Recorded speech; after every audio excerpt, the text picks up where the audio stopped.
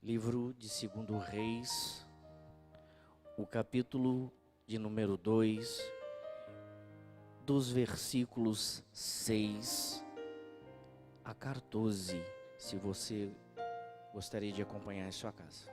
2 Reis, capítulo número 2, verso 6 a verso 14, diz palavra do Senhor. Então Elias disse a Eliseu: fique aqui, pois o Senhor me mandou ir ao rio Jordão. Mais uma vez, porém, Eliseu respondeu: tão certo como vive o Senhor, e tão certo como minha própria vida, não deixarei. E seguiram juntos pelo caminho. 50 homens do grupo de profetas também foram e observaram de longe quando Elias e Eliseu pararam junto ao rio Jordão. Elias dobrou seu manto e bateu com ele nas águas. O rio se abriu e os dois atravessaram em terra seca. Quando chegaram à outra margem, Elias disse a Eliseu: diga-me, o que posso fazer para você antes de ser levado embora? Eliseu respondeu: peço-lhe que eu receba uma porção dobrada do seu espírito e me torne seu sucessor. Elias respondeu: o que você pediu é uma tarefa difícil, mas se me vir quando eu for separado de você, receberá o que pediu. Caso contrário, não será atendido. De repente, enquanto caminhavam e conversavam, surgiu uma carruagem de fogo, puxado por cavalos de fogo.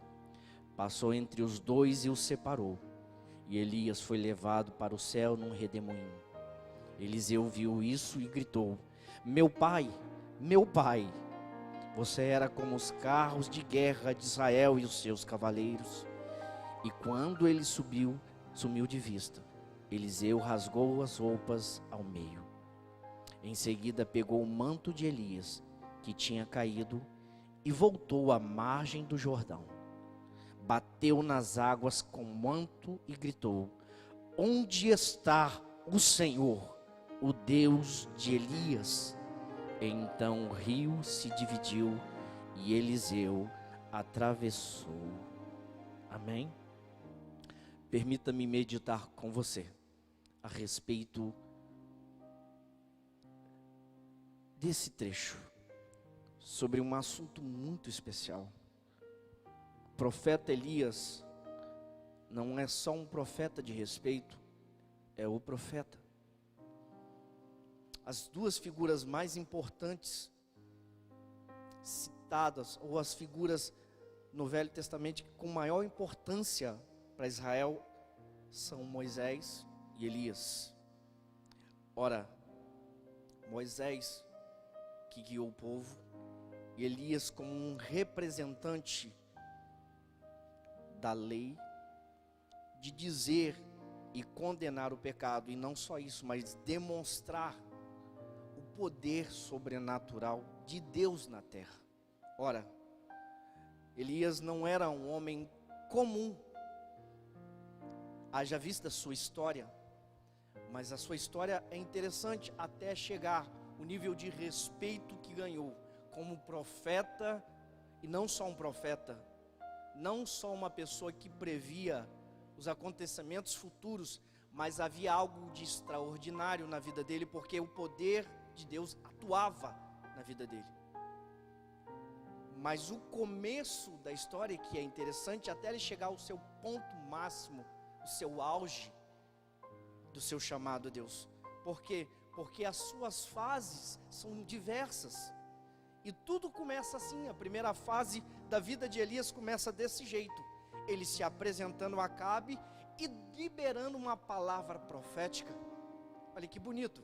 Um homem com toda a autoridade de Deus, e não só a autoridade de Deus, mas a autoridade do poder de Deus, para fazer mudar o curso natural e interferir na natureza. Ele declara uma palavra: não choverá, assim como não choveu. Ora, é um momento lindo na vida de Elias, É um momento maravilhoso.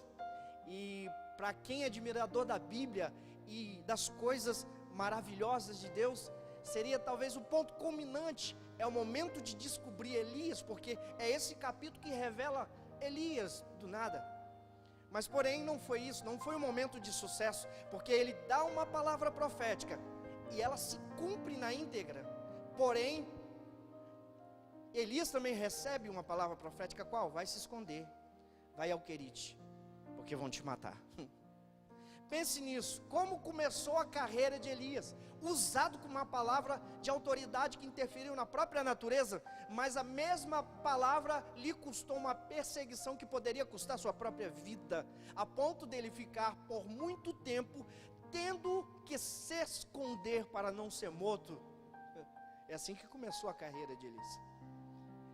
E o lindo disso é que Deus é tão maravilhoso com os seus fiéis e com aqueles que têm a audácia e a coragem de pronunciar a sua vontade a esse mundo pecador, que Deus cuidou de Elias mesmo ele estando escondido. Olha, nós vemos o Elias que teve que se esconder para não ser morto, mas também vemos um Deus que cuidou dele mesmo escondido. Porque há períodos na vida da gente que é exatamente desse jeito. Deus nos abençoa milagrosamente, mas sempre haverá um momento que necessitamos nos esconder. Por quê? Porque algum fato da vida, alguma situação pode vir nos abalar, pode vir nos matar. E só o momento de se resguardar que a gente saberá o valor disso. Ora, há momentos que parece que era para bancar tudo. Eu tenho autoridade, eu vou partir para cima. Não, e a palavra de ordem de Deus era: se esconda. Nosso momento que a gente vive até hoje, talvez a gente esteja assim. Não, é nosso momento. Vamos profetizar que Deus vai abençoar, vamos profetizar que Deus vai fazer grandes milagres, e a gente pode fazer isso, mas também é um momento que Deus também nos fala: se esconda, se previna, se guarde, não se exponha, porque o preço pode ser alto. E isso de forma nenhuma é ser descrente com as coisas de Deus, mas sim ser precavido, ser vigilante, ser cuidadoso. E por causa dessa obediência, porque a palavra para Elias era: se esconda, Deus também cuidou ele mesmo tendo que se esconder. E isso é maravilhoso da parte de Deus, porque quando a gente aceita da direção de Deus, mesmo ela parecendo humilhante, mesmo parecendo que não é a direção de Deus, poxa, com tanta autoridade ele poderia falar mais coisas, mas era o momento de ficar guardado, por obedecer a direção. Diz a Bíblia Sagrada que Deus enviava todo dia pão e carne para Elias, onde ele estava escondidinho, onde ninguém sabia, só Deus. E este é um momento maravilhoso. Para quê? Para que na sua casa você se esconda em Deus e deixe que Ele cuide das suas preocupações. Deixe que Deus cuide de tudo. Não se exponha, mas entregue a Deus as suas ansiedades. Entregue tudo, porque Ele cuidará de vós.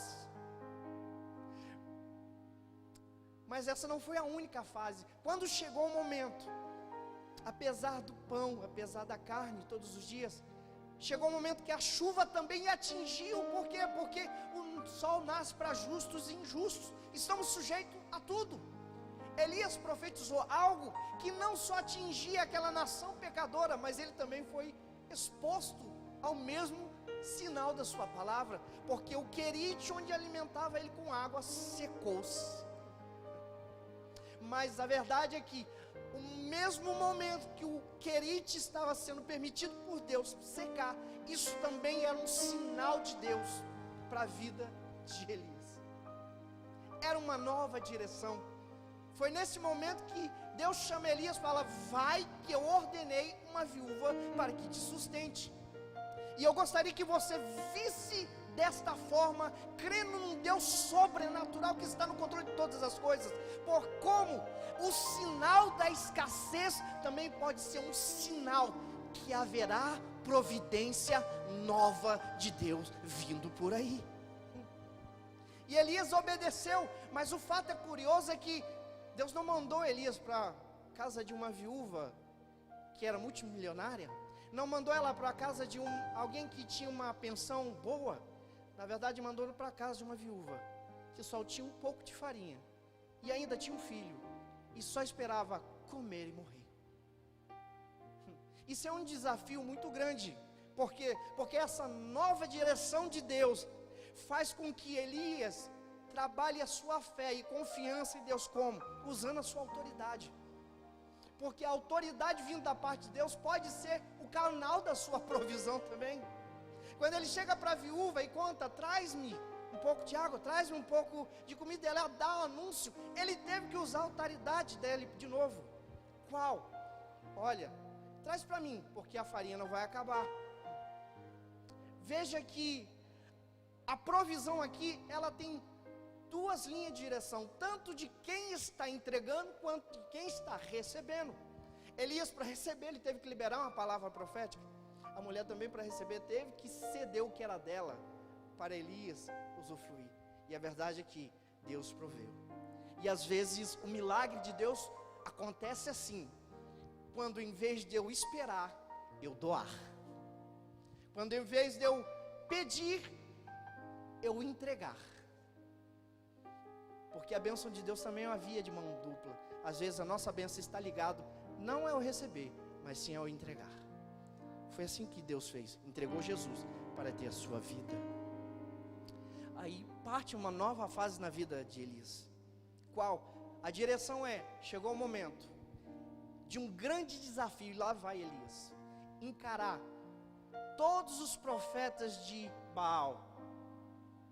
E diz a Bíblia Sagrada que ele teve êxodo, fez um grande desafio, e conseguiu, e venceu, e matou os profetas. Parecia que a carreira dele, ou o ministério dele ia desbancar daqui para frente, porque era mais um grande sinal de Deus, era mais uma movimentação do poder de Deus atuante. E todo mundo glorificou a Deus naquele momento, mas o resultado não foi bem esperado. Logo depois de um grande desafio, de um grande milagre, também veio uma grande decepção. As coisas não mudaram muito depois que Elias clama fogo, depois que os profetas são mortos, porque apenas uma mulher fez com que Elias fugisse. Esse é o homem de Deus, essa é a carreira dele. Bem, agora nós estamos vendo uma nova direção, uma nova fase da vida de Elias. Qual? Aqui ele foge. É o momento de fugir, o momento de buscar outras direções. Por quê? Porque eu me entreguei tudo e não tive o resultado que eu esperei. E esse não foi nenhum momento em que Deus falou exatamente: levanta-se, homem, faz mais um milagre. Elias está no caminho do deserto e ele deita depressivo no deserto. E de repente um anjo bate nele e acorda, homem, come e bebe, porque longa é a tua caminhada. Veja que Deus respeita os seus momentos, mas mesmo os seus momentos complicados, mesmo os seus momentos de angústia interior, Deus nunca vai parar de ter cuidado com você. Olha que coisa maravilhosa. Deus não falou: levanta, irmão, não tenha medo, rapaz, balança por ele. Ele falou: não come. Ele falou: se cuida. Olha Deus de novo, que coisa diferente. Deus não está sacudindo a vida dele para fazer mais um milagre, está mandando ele se alimentar, se cuidar. É um momento de cuidado pessoal, e ele se cuidou, até que chega uma nova fase. Deus chama Elias, Deus faz o tratamento pessoal com ele e dá uma motivação. Quando ele pensa que está tudo acabado e reclama com Deus, Deus fala com ele: olha, você não está sozinho, eu separei mais uma quantidade. Agora eu tenho uma nova tarefa para você. Não é uma tarefa com sinais. Você vai consagrar 2 reis e vai separar um profeta que te substitua. Olha, Elias teve uma carreira muito bonita, sobrenatural. E às vezes eu fico pedindo a Deus, eu queria ser como Elias, porque foi um profeta usado em coisas espetaculares com Deus. E eu queria despertar isso, esse lado sobrenatural com Deus, porque isso faz parte da nossa vida, como cristão e como cidadão do rei. Não deveríamos nos acostumar com nada natural, porque esse homem, mesmo sendo de natureza terrestre, ele movia os céus e os céus respondiam. Ora, mas como eu posso provocar essa manifestação que Elias conseguia? E isso diversas formas é manifestado na Bíblia Sagrada. Entenda que há maneiras, e eu não vou botar por escasso essas maneiras aqui, mas preste atenção em Salmo 119, verso 18 ao 20, diz o seguinte: abre os meus olhos para que eu veja as maravilhas da tua lei. Sou estrangeiro na terra, não esconda de mim seus mandamentos. Tenho intenso desejos por teus estatutos. Veja que o salmista está querendo alguma coisa a mais, além de enxergar a letra da lei, além de enxergar a palavra de Deus. Ele sabia que tinha alguma coisa, então ele faz um pedido muito estranho, porque ele diz: abre os meus olhos e não esconda de mim a sua lei. É como se ele olhasse para as escrituras e visse que alguma coisa ali falasse mais. Tinha uma chave ali que acionasse não só a vida natural, não só um conjunto de regras, não só um conjunto de leis morais, mas acionava aquilo que ele é na terra, que faz conexão com o céu. E na Bíblia Sagrada existe isso, há pelo menos dois princípios que trabalham para que Deus se manifeste, e era isso que o salmista buscava, não só a letra, mas a manifestação do sobrenatural. Qual o princípio? Primeiro, Deus só se manifesta quando Ele é revelado. Só quando Ele é exposto, só quando Ele é mostrado, então Ele se revela. O segundo é, Deus só se revela onde Ele é desejado. Sendo um Deus que conhece um coração de todos, Ele nunca se mostrará a ninguém que não tem desejo pela sua presença. E Elias tinha um intenso desejo pela sua presença. Agora o interessante é que Deus só vai se manifestar da maneira que Ele é revelado. Como assim? Bem, Elias é conhecido como o homem que clamou o fogo do céu. E isso foi tão costumeiro para a vida de Elias, que isso ficou caracterizado na vida dele. Ele passou uma fase de treinamento tão intensa com Deus, que clamar fogo do céu já não era desafio para ele. Logo no primeiro livro no capítulo seguinte, quando ele ia passar o cajado para Eliseu, diz que alguns soldados foram ao encontro dele e falaram: homem de Deus, o rei está te chamando. Ele falou: eu sou homem de Deus? Então desça o fogo do céu e consuma vocês. E a Bíblia Sagrada diz que fogo desceu e consumiu 50 soldados.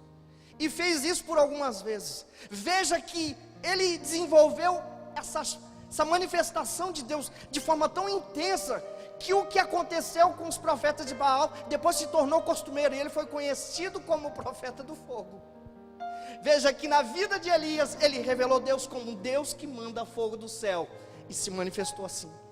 Por algumas vezes você vai ver alguém que gosta de evangelizar, e ele vai trabalhar com evangelismo, e quando ele prega, almas são convertidas. Alguém vai falar só sobre batismo com o Espírito Santo, e quando ele prega, almas são batizadas com o Espírito Santo. Alguém se empenha em falar sobre cura divina, e quando ele prega, pessoas são curadas. Por quê? Porque Deus se manifesta como Ele é revelado. Isso é um princípio que está em toda a Bíblia Sagrada. E não basta ter conhecimento, é por isso que o salmista deixa essa declaração no Salmo 119. Não basta você saber a letra, você tem que viver a experiência na prática. Lucas 24, 44 a 45 diz: em seguida disse: enquanto ainda estava com vocês, eu lhes falei o que devia se cumprir tudo que a lei de Moisés e os profetas e os salmos diziam ao meu respeito. Então ele lhes abriu a mente para que entendesse as escrituras. Note que Lucas 24, esses versos 44 e 45 é o encontro de Jesus com seus discípulos depois da ressurreição. Jesus chama a atenção dos discípulos: olha, eu sempre falei tudo isso para vocês, deveria se cumprir a lei, deveria se cumprir os salmos, deveria se cumprir sobre os profetas. E naquele momento a Bíblia Sagrada diz que o entendimento deles se abriu. Eles conseguiram ver aquilo que eles não conseguiram quando estavam junto com Jesus. Por quê? Porque o sobrenatural de Deus, a essência da vida da palavra, ela não pode ser vivida pela teoria, ela tem que ser experimentada na vida. Só assim se compreende. Não adianta você falar que não existe cura, não adianta você falar que não existe batismo com o Espírito Santo. Você nunca vai entender se simplesmente ficar agarrado à letra da lei, mas você tem que viver a vida da lei.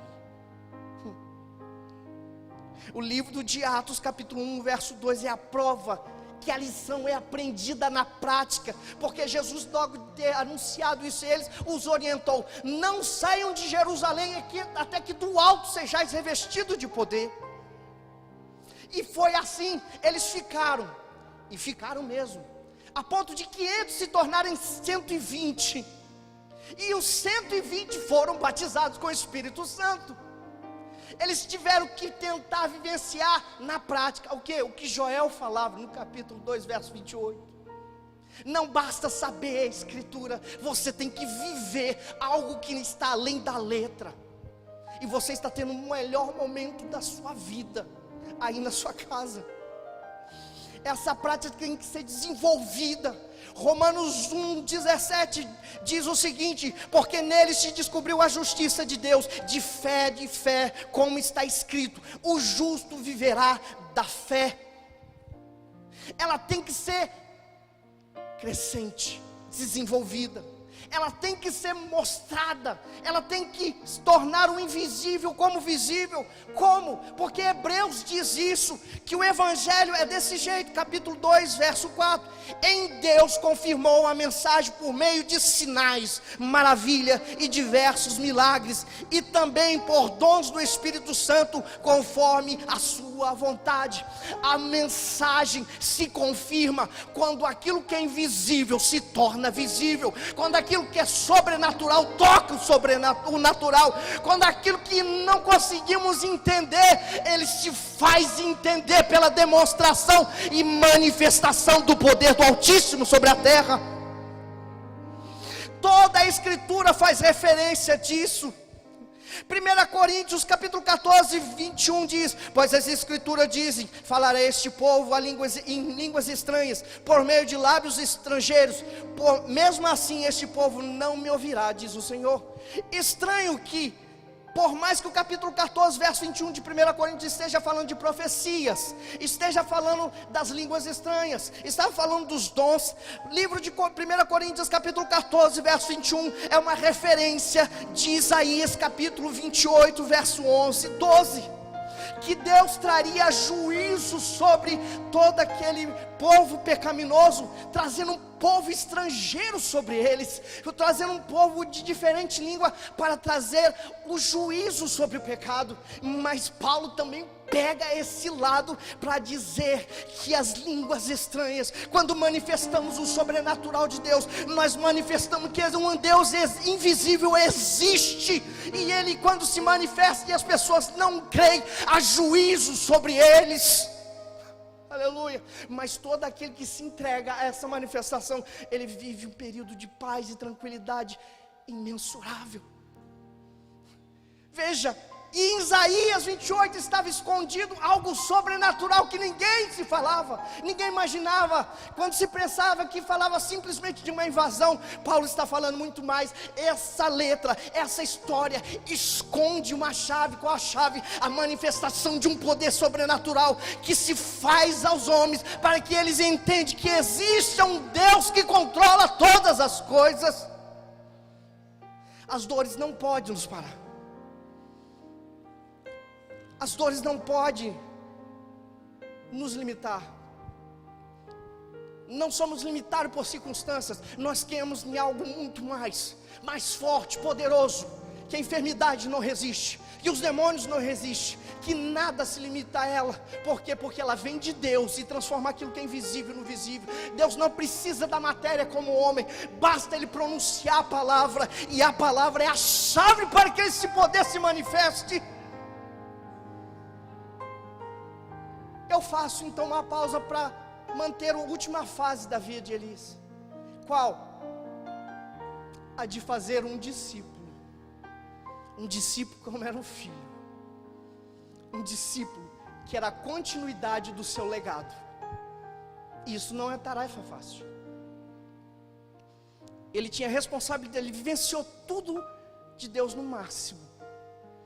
Agora tinha que transferir isso para outra pessoa. E Eliseu foi escolhido, mas não poderia ser de qualquer jeito. Para Eliseu ser o próximo, ele teria que atender à expectativa que os princípios exigiam.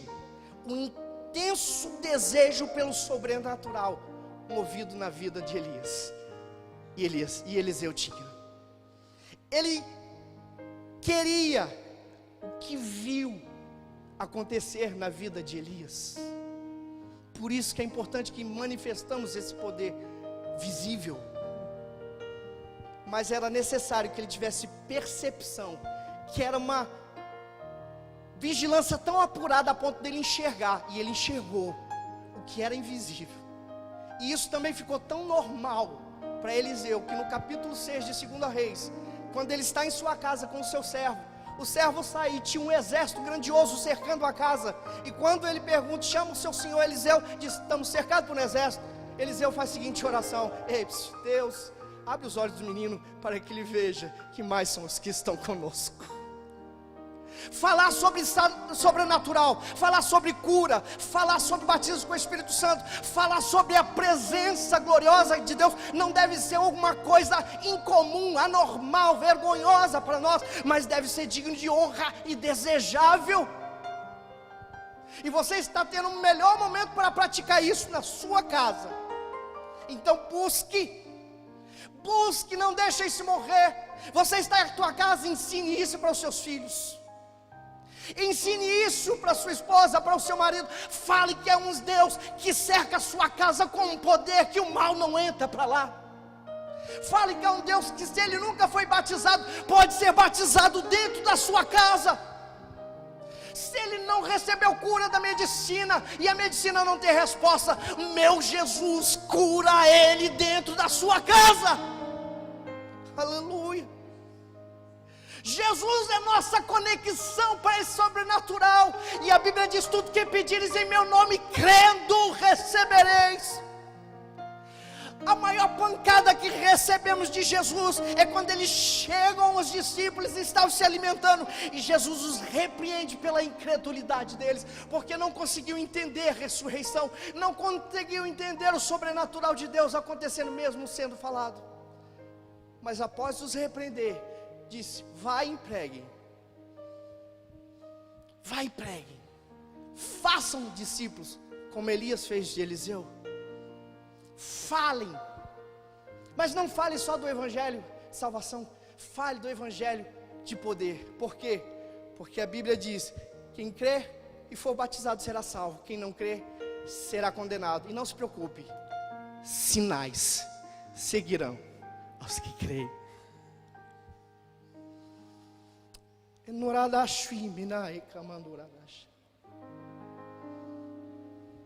Você acredita que o meu Deus pode trazer uma provisão gigantesca na sua casa, mesmo com toda a crise que tem? Você acredita que o meu Deus pode te curar, mesmo a medicina dizendo que não há cura? Você acredita que meu Deus pode te batizar, e mesmo se algum tropeço na sua vida fez você perder aquilo que é dom de Deus na sua vida, te renovar com o sobrenatural e você voltar a falar em línguas, ver anjos, ter visões, ter uma renovação. O avivamento não precisa começar quando retornarmos, o avivamento pode começar dentro da sua casa, no seu casamento, na sua família, nos seus filhos. O poder de Deus pode invadir a tua casa, pode encher ela como encheu o templo de Salomão. Você acredita nisso? Então ore comigo. Pai, não nos deixe, ó Deus, deixar de passar esse legado, que Deus não é um Deus só da letra, mas Deus pode interferir sobrenaturalmente em toda a situação, ainda nessa terra. Por isso visita os teus filhos nos lares, visita os teus filhos agora, aqueles que precisam de cura, cure, meu Senhor amado. Aqueles que precisam de restauração, restaure, meu Senhor. Aqueles que querem ser batizados, sejam batizados com o poder, a unção do Espírito, e falem em línguas e profetizem. Deus, restaura aquele que, ó Deus, não fala mais em línguas estranhas. Provoca um avivamento, ó Deus, que comece nos lares a partir desta noite. A partir desta noite, incendeie essas vidas com o mesmo fogo que incendiou Elias e Eliseu. Não deixe, ó Deus, a vida do sobrenatural, a vida de uma palavra que não é comum, não é só letra, não é só história, mas ela revela muito mais. Mas nós necessitamos desejar intensamente isso. Estende as tuas mãos sobre os teus filhos nos lares, no nome de Jesus. Amém.